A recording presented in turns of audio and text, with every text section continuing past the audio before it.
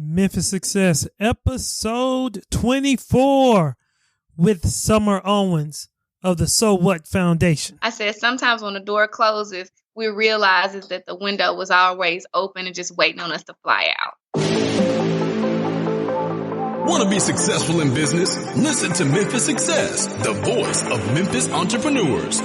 Be prepared to be challenged and inspired to dream big and take immediate action now. Memphis Go-Getters, welcome to Memphis Success, the voice of Memphis entrepreneurs, where your success is Memphis Success.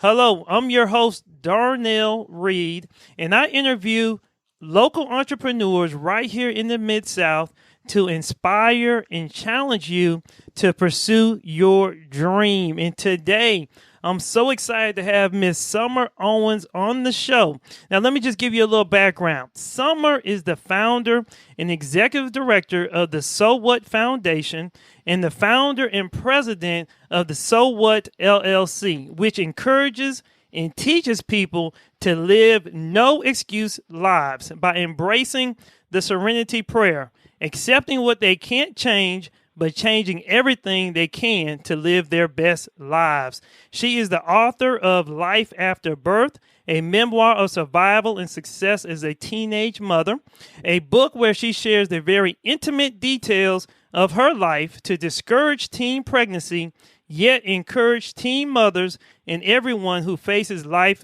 challenges.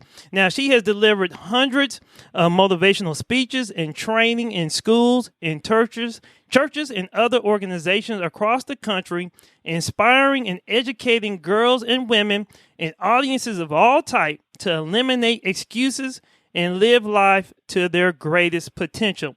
In addition, she facilitates and teaches others how to facilitate the Life After Birth curriculum, which uses her memoir to demonstrate and instill important life skills. And guys, she has had tons of recognitions and achievements, and I just want to name a few. Now, Summer was named top 40 under 40 by the Memphis Business Journal. She's also received the Women of Achievement Heroism Award, the McDonald's Community Hero Award, the Tri-State Defender Women of Excellence Award. She's been named the Fogelman College of Business and Economics Outstanding Young Alumni. Guys, she has been on all the major television local stations as well as nationally on CNN. And now we can say she's on Memphis Success. And I'm so excited to have her. Look, guys, I've been following her and just watching the growth and the movement that she has created with the So What movement. And I'm just thrilled that she's now on Memphis Success. Summer, how are you doing? I am doing great. Thank you so much. Well, thank you. Once again, like I said before, it's just been an amazing journey that I've been watching. I guess it's been like 3 years now since you've left corporate America. It's been 3 years. 3 years in June 5th. Oh, wow. And, I was just sharing with you earlier that, since I've been following you and listening and reading some of your newsletter, you had recently posted a newsletter just about your transition. And I just thought, wow, it seems so real and so impactful. And I just said, look, I got to get Summer on the show just to share the amazing things that she's doing.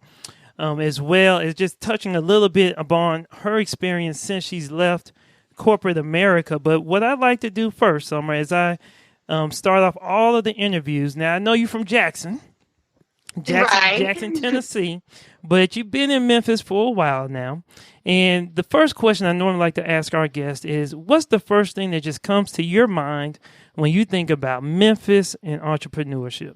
The first thing that comes to my mind when I think about Memphis is this. The Tigers. All right. She represented Memphis, University of Memphis shirt. That's what brought me to Memphis is the University of Memphis. And it's been a huge part of my life since I've been in Memphis and continues to be to this day. And when I think about entrepreneurship in Memphis, it's exciting to me. Okay. That's the first word that comes to mind is exciting. Particularly for me, being a new entrepreneur and somebody who never even wanted to be an entrepreneur. Okay. Now Wow. that I am an entrepreneur, it's exciting to see all the opportunities that are here in Memphis and all the support that the city offers to entrepreneurs, and just the entrepreneurship vibe that's here. It's a thriving community for entrepreneurs, and it's really something that is really supported here. So All right, cool, cool, cool. Well, yeah, that's definitely great to hear. Just around the support that you get in Memphis, and when you're trying to step out there and make things happen for yourself. And so, look, I know I gave a brief introduction about you and just your accomplishments, but when you meet somebody for the first time and they may not have heard of you, and they ask you, what do you do? How do you normally break it down to them? typically, I say that I'm an author and a speaker and a trainer and an excuse eliminator. Okay, I love that part. An author, speaker, trainer, and excuse eliminator. I have a for-profit business called So What, where I speak. I have a curriculum that goes with my book. I sell the book, obviously, and I do workshops and facilitate workshops, and I love doing that. And then I also have the nonprofit, the So What Foundation, that provides programs for youth and young adults to help them to overcome obstacles and eliminate excuses in their lives. Okay, awesome. Yeah, that's definitely amazing. And, I know you first started, from my understanding, I guess you first started off with the business, and as well, you expanded into the foundation. And so it's just great just to see the growth and how the things have evolved, with your business. So, everyone has a beginning, origin. So if you can, I know, I believe it started off with the book, but if you can, just take us back to that time when you really decided, to take that leap of faith and become an entrepreneur, and what was really going on in your life at that time. Sure. Yeah, it did. Everything really started with the book. I wrote the book. I published it in 2010. And at the time, I was working corporate America, and I was very happy with my job. I've had a great career, and I was at a position where I was finally making the money I felt like I deserved, and I was working the hours that I wanted to work, and I really loved what I did. But I wrote this book, published this book that I thought would just help a few teen moms. I've been asked since I was in college, how did I do it? Because people knew that I was a teen mom, and even saw my son with me on campus. And so, for the first time in my life, I was working a pretty normal job. Right. My career, and I can talk about it more if you'd like. Started with the Memphis Grizzlies. And when I was there, 40 hours a week was unheard of. And then I worked as service master, and the same was true that I had to travel a whole lot. So for the first time when I was at FedEx, I was working pretty much 40 hours, and even some of those hours I was working at home. So I just had more flexibility, a little bit more better work-life balance. Okay. And so for the first time in my life, I was working a pretty normal work schedule. And so I also actually was going through, and this is what a lot of people don't know, I was going through a divorce at the time. And I needed something to help me get through. And so that's when I started writing this book that I thought about writing in college, because people always ask me, how did I do it? And I said, I don't have time to think about how to do it. All I have time to do is do it. Right. And so I finally was at a place in my life where I could think about it, where I had the time to think about it. And as I thought about it, I also began to get a little bit more aware of people around me and the challenges in the city. Because up until that point, I had probably been a little more self-absorbed, for lack of a better term. But just like a lot of people, I was just trying to get it for myself. Right. and take care of my child. Right. But then I became a little bit more aware of my responsibility to help other people. And so that's when I decided to write my book, to share my story. And when I did that, my initial thought was, I'm going to write this book. It's going to help a few teen moms to see that they don't have to drop out of high school. They can finish, and they can even go to college.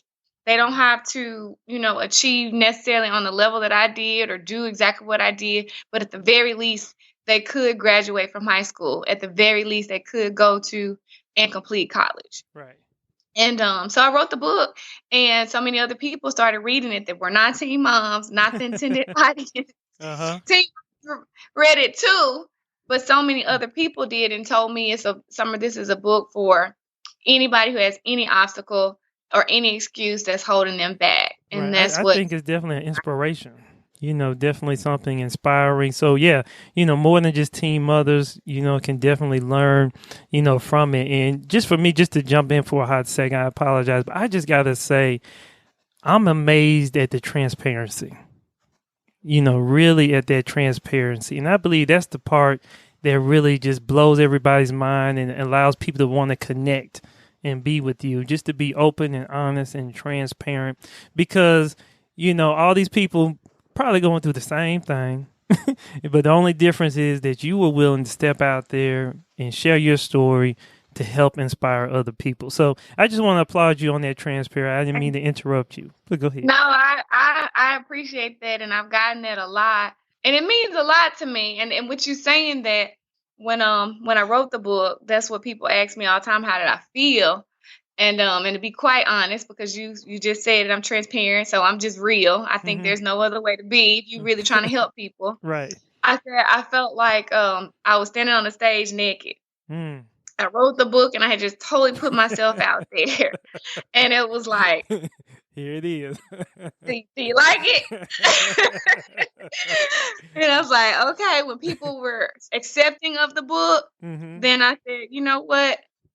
I feel good. I'm glad I bore it all. It's out there and it's helping people. It's been an interesting journey for me, and it has not been easy. It's been a number of challenges from so hold on. sharing. I know we're going to definitely get into that. So, but just let me move forward a little bit. So, you wrote the book, and then, like I said before, I read a recent article. And so there was a point in time, I believe, can you share about how you have transitioned from, your book and speaking to leaving corporate America? Can you just share a little bit about that? Yeah. Well, the book, I wrote the book, and then what ended up happening, as I was saying about so many different people reading it that I wasn't expecting to read it, I was starting to get a lot of requests to speak. Churches and schools and colleges. And by nature, I'm really shy. What? But I am very shy. But I was like, I want to sell this book. So people started asking me to speak. I went and I started speaking. And then I started to love it. Darnell, I really started to love it. And the reason why I loved it is not because I was no longer shy. It was because I saw that when I spoke, when I shared, it helped somebody. Wow. So every time I spoke, I ended up having a line of people waiting to talk to me afterwards. It didn't matter if it was a group of teen moms, if it was a group of grown women, church groups, including men. I've spoken for men's fraternities, all of those, and it didn't matter. And I always would have a group of people waiting to talk to me afterwards. And it opened my eyes to the power and the impact that I had. Right. And then also the responsibility that I had to really share my story. But so as far as the transition goes, so I started doing that speaking, and when I was speaking in schools, a number of teachers asked me if I had a curriculum to go with the book, and I said not yet. The answer was yet. I hadn't even considered it because really and truly, like I told you, I loved my job. I really loved my job. I had no intentions on leaving. Honestly, I thought I'd be rubbing elbows with Fred Smith pretty soon. And so when people started asking me about the curriculum, I said, well, let me look into that. And then I developed a curriculum. I found someone who was a Memphis City school teacher, and she helped me to develop a curriculum. Wow. And then about 2.5 years into a number of schools using that curriculum, another guidance counselor had been using that curriculum with her girls and boys, 5th grade. Said, Summer, this is a really good curriculum or book to align to the Common Core State Standard. Wow. And I said, what's Common Core State Standard? So now a lot of people know about it, and a lot of people are talking about it. But at the time, if you weren't in education, that wasn't something that you were really familiar with. Right. So anyway, long story short on that, we've since developed a curriculum that's aligned to the Common Core State Standards. So it teaches literacy, life skills, and character education. It's available for 5th grade students, middle school, and high school students. And the reason why it's so powerful and the reason why it works, which is such a blessing, and I think it's a testament to the fact that every night that I wrote the book, when I was writing, I prayed that God would give me the right words to say. Mm-hmm. And what has happened is young people like to read my book. People like to read my book. I have kids come up to me all the time and tell me that they're reading the book, and it just blows my mind. And of course, when I go to schools where they are reading it, they're telling me, this is my 3rd time reading, this is my 4th time reading, or the part when you say this and the part when you say that. Wow. They're not reading it, they're thinking. Right. So when this started happening, my focus changed.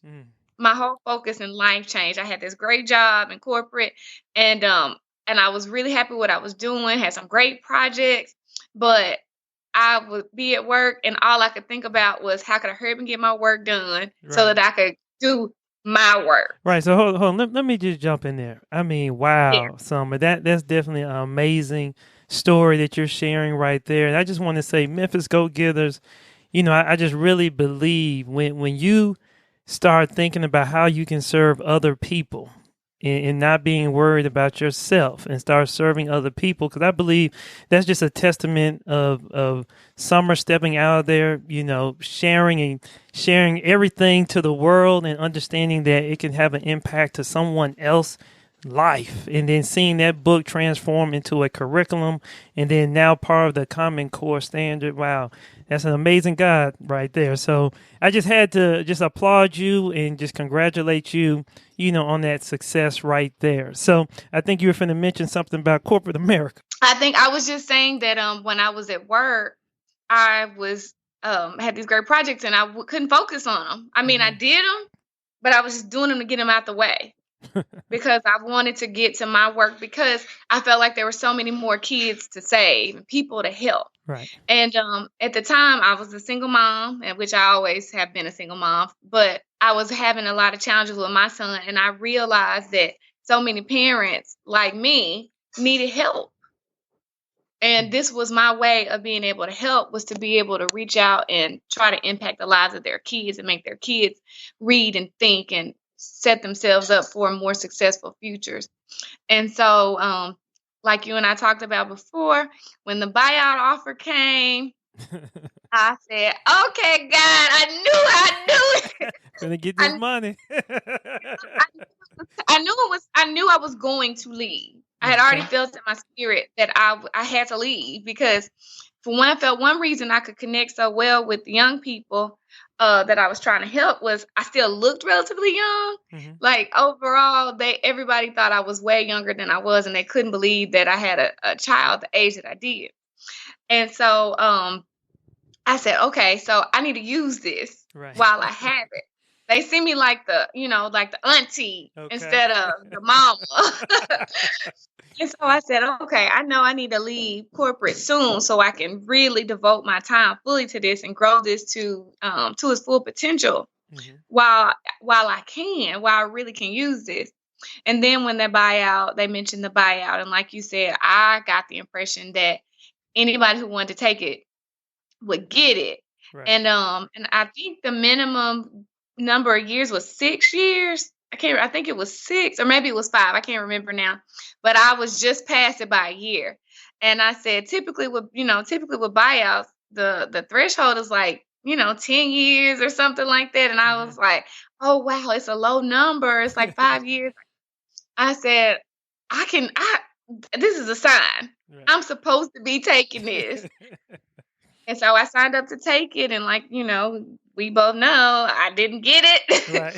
But I never did. I was at a luncheon, and my SVP was there, and she said, "Summer, I saw something on Facebook," and I was like, "Okay, I didn't even know we were friends on Facebook." She said, and what I had posted, Darnell, was. Sometimes, this was right after I got the disappointing letter saying that I didn't get the buyout. I said, sometimes when the door closes, we realize that the window was always open and just waiting on us to fly out. Wow. I posted that, and then she saw that, and the next day when we were at the lunch, and she approached me with that, and she said, put her hand on her hip and everything. She said, What did it mean? "Are you leaving?" Uh-huh. And I said, I said, "Yeah, I think I am."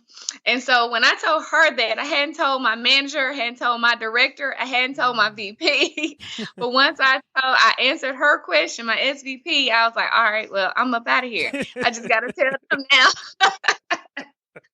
I Wow. just got to tell them. So I did. In the next couple of days, I met with them and I told them, and overall they were very supportive, and so was the SVP, very supportive, and I left. Wow. So what I want to do is this is definitely an amazing story and journey that I know someone who's listening to right now will definitely be inspired by.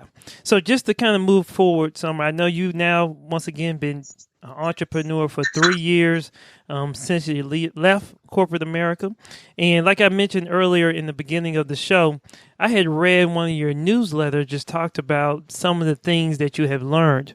And the question that I have is, as a lot of times as business owners, as we get started, we're faced with a lot of challenges. So if you can, just tell me a story of just one of your biggest challenges or disappointments as an entrepreneur thus far, and how have you been able to overcome it and just bounce back from it? It's been a lot. Let me choose one. Okay, I'll say one. The day that I made the decision, or actually the day that I started, I told my manager that I was leaving. I got a request to do a speaking engagement at a school. And I said, "Oh, okay, this is confirmation that this is gonna work out. Right. The speaking engagements are gonna roll in. This is confirmation." That speaking engagement went forward, and it was great. But the next one was probably the next paid one. I did several, because I was always getting asked, Right. and I never have a shortage of people who ask me to speak, which is a blessing. Right. That's a blessing. But the people who actually can or are willing to pay, that's where the problem comes. Okay. So I got that a request to speak, and I got paid for that one, and then I didn't get another one for a long time. Wow. And that was a disappointment because leaving corporate, that was what I was really banking on initially. And so my savings, look, this goes into the next challenge. So my savings dwindled quickly. And I've always, for anybody who read my book really knows me, I've always been a big saver. Okay. I've always been a really big saver. And so I saved a lot of money when I had made up in my mind that I was going to leave FedEx. That was long before the buyout announcement. It was just like, okay, I know I'm leaving one day. I don't know what that day is going to be. But that money disappeared really quickly between paying my living expenses and trying to grow the business. And so that has been one of the biggest challenges, or two of the biggest challenges really, is one, the inconsistency with the business, the work, getting the work, and directly related to that is the instability of income, which I wasn't used to. I was used to when I started my career at the Grizzlies, I didn't make a lot of money, so I was used to not having a lot of money, but it was always something coming, and it was always pre-guaranteed. By the time I got to my last job in corporate, I was used to making some pretty good money consistent. So that was a huge adjustment for me. So what would you tell someone, if they were deciding now to leave their job, and once they step out there, I guess what lessons learned or would you share with them to be able to handle that? Sure. So to address the first issue, I would say plan as much as you can. So for me, I had not written up a business plan, and I still honestly don't have a formal business plan. I have one, a good working document, but for the most part, I would definitely say to plan, to lay out some good revenue streams, and if you can, even secure some contracts, to really lock in some contracts. before you make that step. And then also, I would also say, save more than you think you could possibly ever need. Okay. And that's hard for a lot of people, even if they aren't trying to leave their job. That's very hard, but that would start with making a whole lot of sacrifices. It would require a lot of sacrifices, and like I talk about in my book. I did that anyway as a single mom, raising my son. I've never had welfare, never gotten welfare, I've never gotten child support. And I didn't have a lot of financial, if any, financial support from my family or anybody else. So I already knew how to do this. Right. But for some people, it's a challenge. So make some sacrifices leading up to you leaving your job. Cut out cable, stop shopping, reduce the number of times you get your hair done. Right. Don't get your nail. I mean, you got to figure out what works for you, but really live lean so that you can stack as much money as you possibly can. Well, awesome. Yeah, I think that's definitely great advice. I hear the word sacrifice. And if you really want to achieve what you want in life, Memphis Go-Getters, as you can hear from Summer, and she's advising, you got to make certain sacrifices to get what you really desire in life. So, Summer, I call this question our big shift moment in your business. So if you can, just take us to the moment in time when you had experienced or learned something new that just really helped shift your business and just take it to another level. I'll say the launching something new would be that curriculum that's aligned to the Common Core State Standards. Okay. So I had the original curriculum, which was great, and a lot of educators especially liked it. But when I created the new curriculum that's aligned to the state standards, primarily because it focuses on literacy. And in our community, literacy is a huge problem. So for one, being able to read, but even those who read can't always comprehend. Right. And can't write very well necessarily. So a lot of our kids are graduating from high school and aren't at the level that they should be to be able to go to college or to compete for jobs, no matter what the career path they choose. And so creating this curriculum that focuses on literacy, but at the same time is using a very relatable text that young people really enjoy reading and are learning from, because it's talking about stuff that they deal with, life. And, I talk about having low self-esteem. I talk about being bullied, talk about sex, pregnancy, STDs. Right. I talk about starting my career, buying my first car, all the things that our young people are dealing with every day, good and bad, the challenges and the way that I overcame it. And so that's why they really like reading the book. But we are sneaking in there, helping them learn how to read better, how to write better, right, and comprehend better. And it's a game changer for me and my business.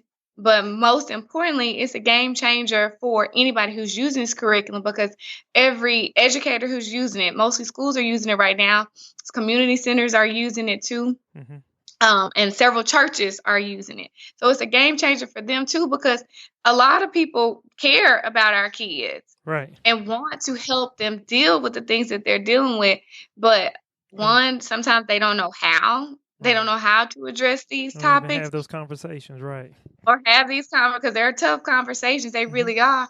And then for our teachers, our educators, they have a lot of things that they have to do that or teach that's academic specific. So it's hard for them to balance teaching life and life skills while they have to teach boxes that they have to check off of these competencies that they are really going through with our kids.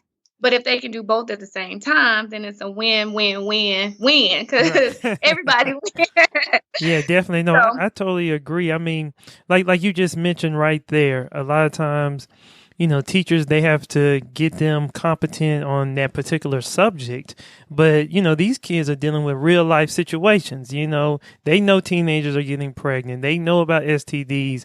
And so having, this curriculum or this opportunity to have those discussions and reading, your memoir, definitely allows them to now have an avenue to have those discussions. So that's definitely great to hear. So I know you got a lot going on, but what's the one thing that you're just most excited about in your business? Yeah, it's a lot. It actually is a lot.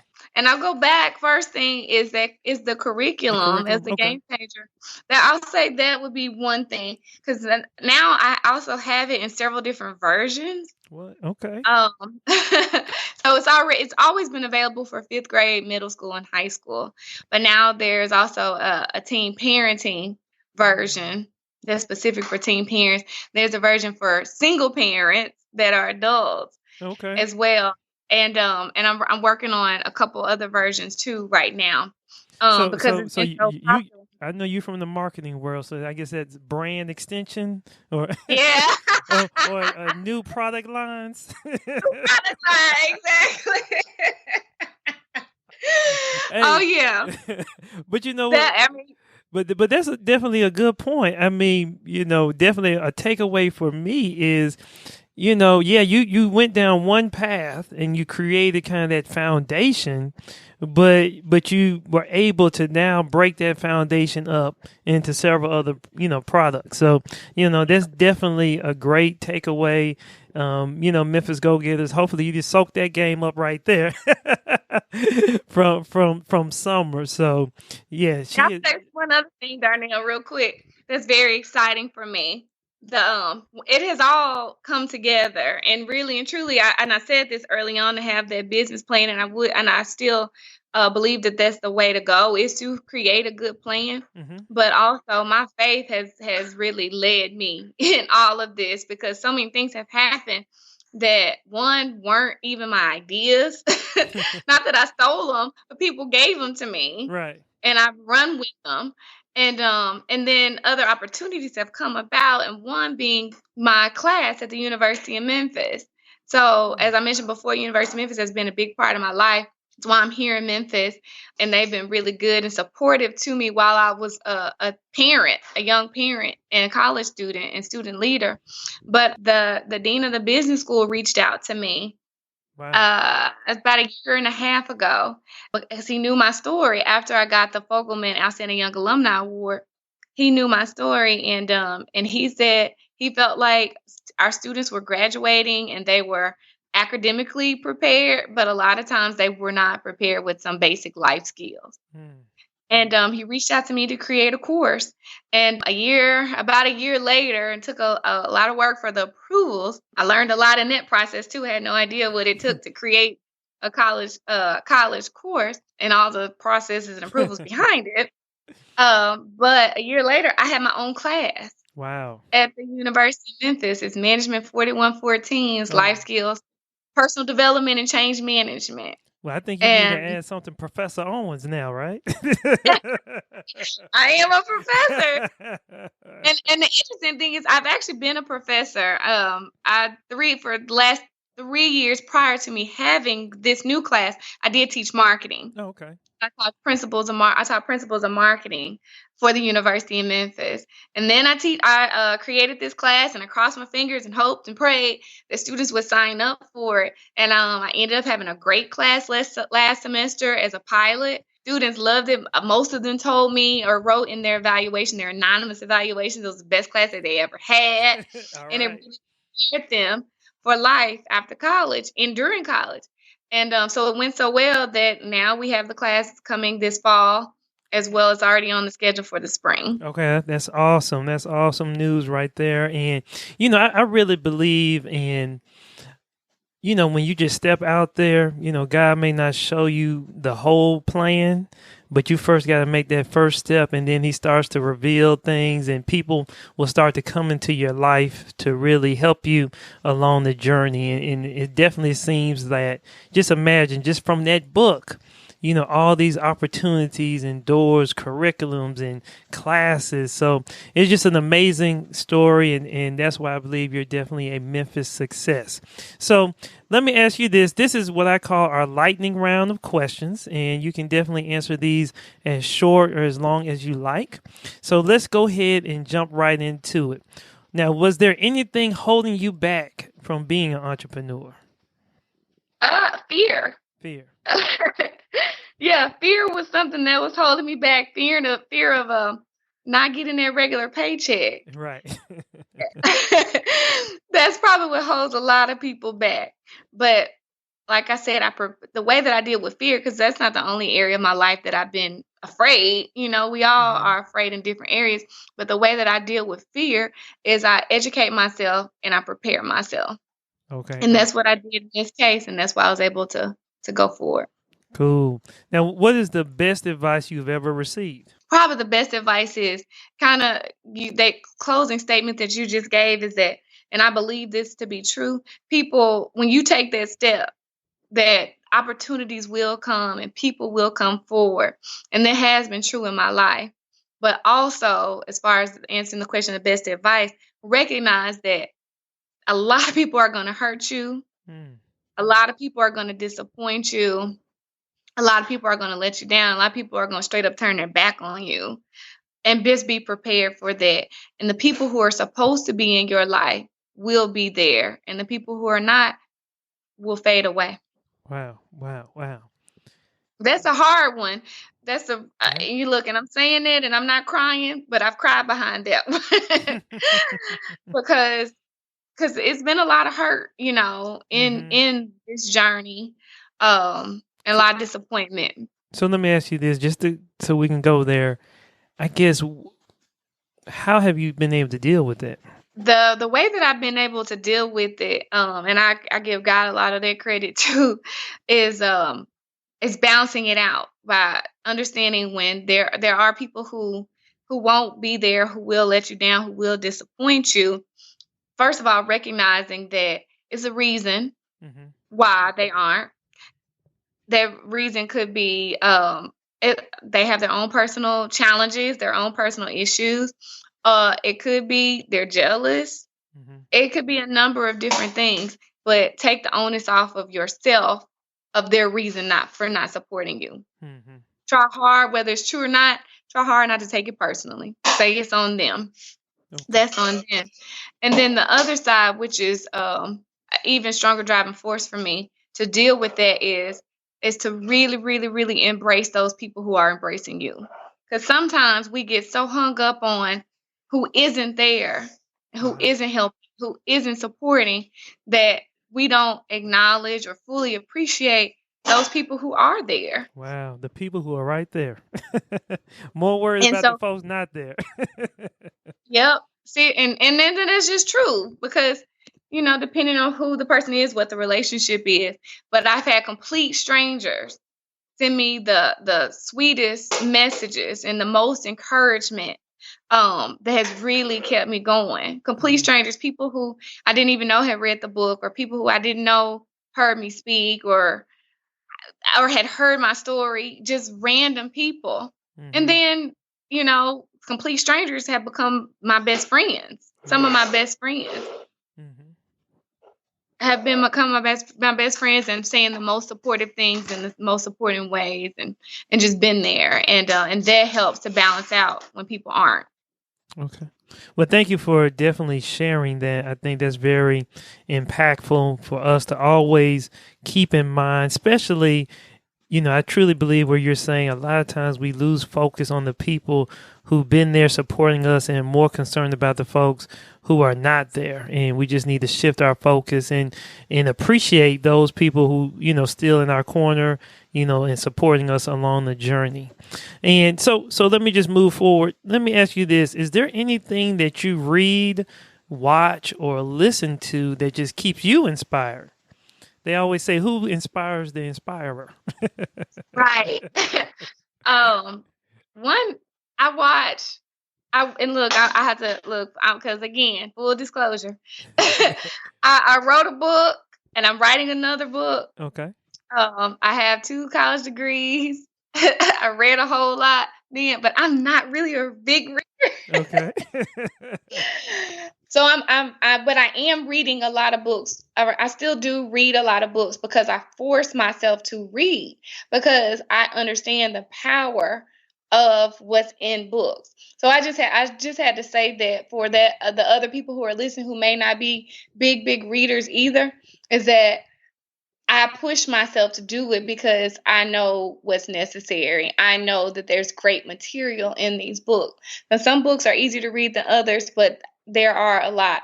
Now, but more than that though, I do watch TV, not a lot, but what I do watch that really inspires me that probably most entrepreneurs watch is Shark Tank. Shark Tank. That really it gives me a lot of ideas. It really makes me think about a lot of different things and think about the way that I do my business. I picture myself as that person standing up there in the Shark Tank Hmm. and how I would be able to answer, how and if I would be able to answer those questions. And that pushes me in my business to be able to answer those questions for myself. If I don't have any interest in having any investors, I don't have that type of business, Hmm. but I still know that that's important for me to understand those concepts of my business. And the other show that I like to watch is The Prophet. The Prophet. Yeah, I like that as Yeah. well. Yeah. So I will say with Shark Tank, I think we all should be thinking about some of those questions that they're asking to definitely apply it to our business. So yeah, I think definitely the Shark Tank, and as well as I watch The Prophet as well. I enjoy the questions that he asks, and I look at those shows to understand the mindset those investors and business owners have, and then the questions that they ask those entrepreneurs. So yes, I think those are definitely two great shows to watch. Now, let me ask you this, Summer. Is there any online website or application or tool that you use that just allows you to be more productive? A lot that I use. One that I started using more pretty recently that I think would be helpful to a lot of entrepreneurs, especially if you are on the move a lot, is Mile IQ. Mile Are you IQ. familiar with that one? I It haven't heard tracks your that one. mileage. Okay. So before I had been using a log book, like a lot of people probably do to report to IRS, but this tracks my mileage automatically, and then I can classify it as personal or business. And at the end of every month, I get a report.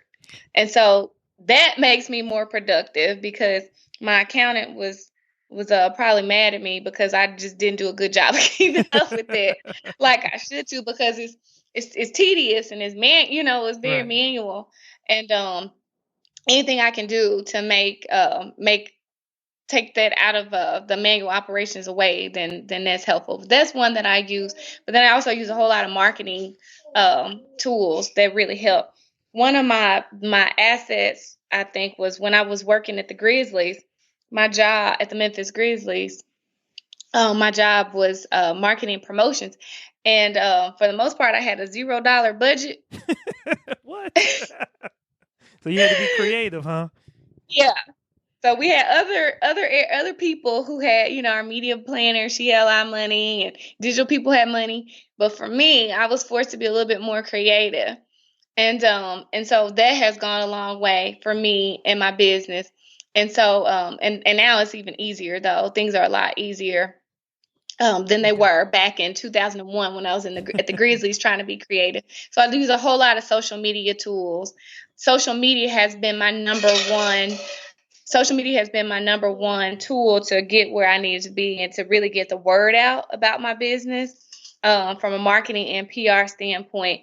So I'm on pretty much all platforms, Okay. and I use those to really push my business. YouTube is one that has been huge for me, and that's actually the reason why I've gotten the national media coverage that I've gotten Hmm. is from being on YouTube. But I use a tool called Hootsuite, which probably a lot of people are familiar with, to help to schedule my posts so that I don't necessarily have to post something every day.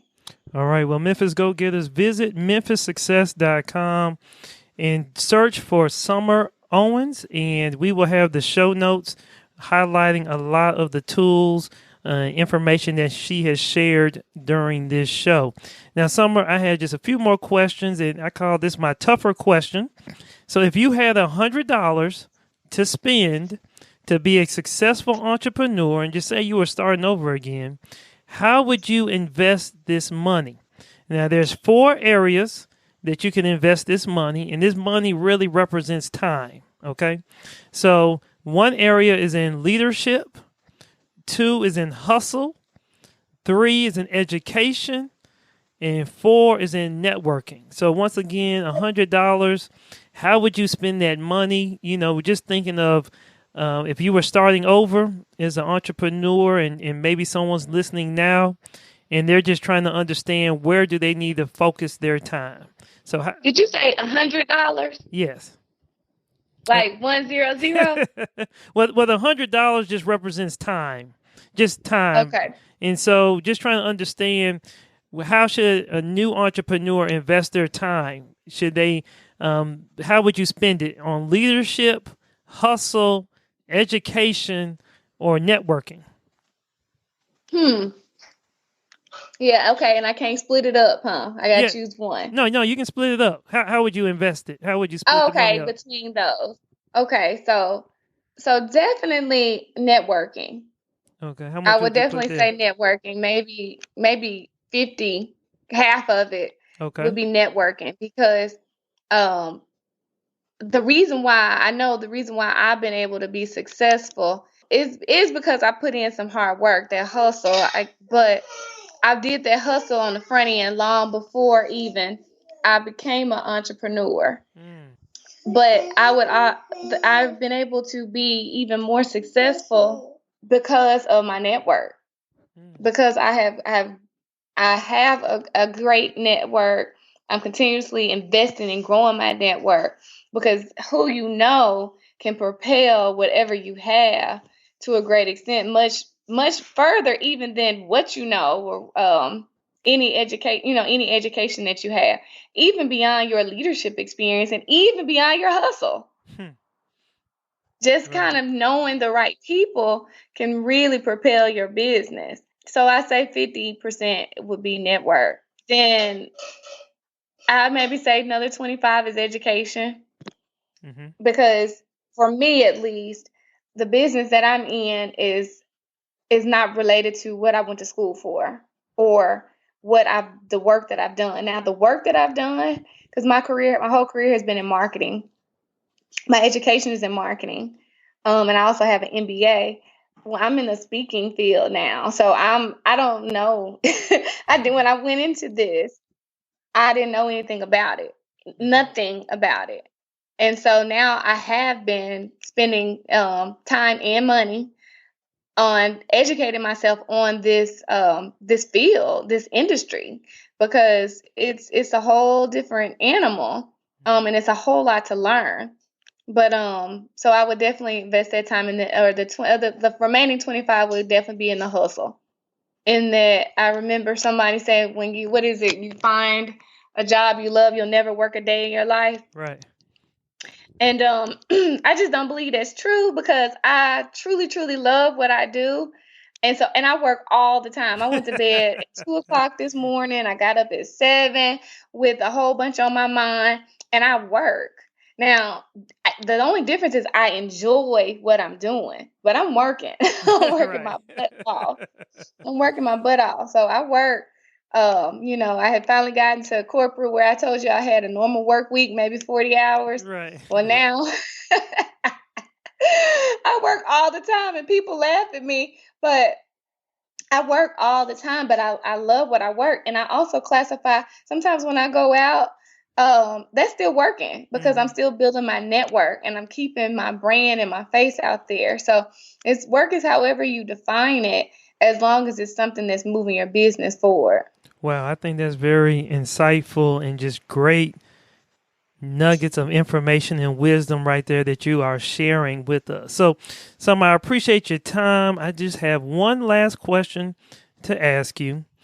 What does Memphis success mean to you? Memphis success, what it means to me is individual success contributing to the success of the city and the community. So I feel like we all have a responsibility to be as successful as we can so that we can help other people to be successful so that in turn the city and this community is more successful. Wow, I love that. I love that. And so, Summer, how can our audience follow up and contact you and just learn more about you? The easiest way is to go to my website, which is my name, summerowens.com. And on my website, there are links to everywhere I am on social media. On the homepage in the upper right-hand corner, there are links to everywhere I am. And then my other website, the website for our foundation, is thesowwhatfoundation.org. And that's where you can learn more about the foundation, the work of the foundation, and what we're doing and how you can contribute, because we're always looking for volunteers. We're always looking for donors so that we can continue to do great work, and because we are, right, continue to do great work to change the lives of the youth in our community. Yeah, I was going to say, you already are doing amazing work with your foundation, just with your business as an all. So Memphis Go Getters, wow, this was an exciting interview with Summer Owens with So What. I'm so thrilled. She dropped tons of wisdom and knowledge. Please visit summerowens.com, follow her, and you definitely will be inspired. Guys, visit memphissuccess.com. Look for Summer Owens. I will have all the links to her website, links to her book, and just all the information that she shared on this podcast show. Remember, sign up, become a Memphis Go-Getter, and stay updated with all of the latest shows and free information that we send out. And Memphis Go-Getters, always remember, dream big, take action, and make money. Thank you for listening to Memphis Success, the voice of Memphis entrepreneurs. Sign up now at memphissuccess.com to become a Memphis Go-Getter and receive all the latest information and free gifts. Because your success is Memphis Success.